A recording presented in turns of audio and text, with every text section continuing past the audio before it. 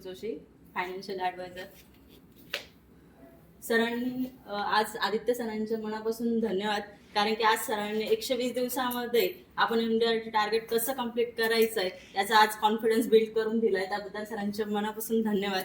आणि त्यानंतर आता सरांनी जे लास्टला जे फादर्स प्रेझेंटेशन जे घेतलं त्याच्यामध्ये एक गोष्ट शिकण्यासारखी खूप छान आहे. लक्झरी लाईफ कशी जगायची ते आपल्या हातात आहे. आणि म्हणजे आपण ही प्रत्येक ग्राहकाला ही गोष्ट समजून सांगणं खूप गरजेचं आहे की तुम्हाला कम्फर्टेबल लाईफ जगायची की लक्झरी लाईफ जगायची हे सगळं आपल्या हातात आहे. जर आपण ह्या गोष्टींची प्रोव्हिजन नाही केली तर त्याला जबाबदार पण आपण स्वतःच असणार आहे, दुसरं कोणीही नसणार.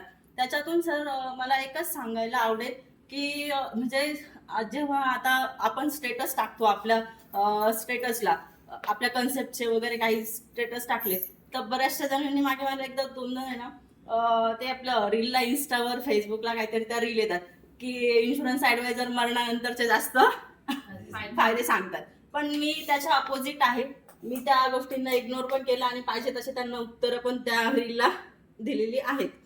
पण त्यातून मी 2-3 जणांना नंतर एक समोर बसून ज्यावेळेस सांगितलं की बागबानची स्टोरी बघा, म्हटलं बागबानची स्टोरी काय होती का त्याने भावनात्मक विचार करून मुलांसाठी सगळ्या गोष्टी केल्या, पण त्यांनी प्रॅक्टिकल काहीच केलं नाही स्वतःसाठी. म्हणून त्याच्यावरती वेळ आली होती. ती वेळ आपल्या आयुष्यात येऊ देऊ नका. आणि तो फायदा मरणानंतर नसणार आहे, तो जिवंत असतानाच असणार आहे.